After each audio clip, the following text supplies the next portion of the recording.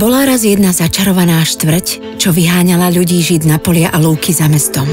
Možno to znie ako rozprávka, ale napríklad pri Bratislave za pár rokov vyrástli desiatky satelitov, no napriek tomu v nej stále chýbajú tisíce bytov. A keďže rovnaký počet bytov v satelitoch zaberá približne 10-krát viac miesta ako v meste, Bratislava sa rozrastá do úrodnej pôdy, rozpína sa do lesov a rozlieva do vinohradov. Naopak, vnútri mesta sú začarované štvrte. Tvoria ich staré nevyužívané priemyselné areály, tzv. Brownfieldy. Spolu majú rozlohu ako celá mestská časť Lamač. Na ich odčarovanie však nepotrebujeme mágiu. Stačí zmena územného plánu.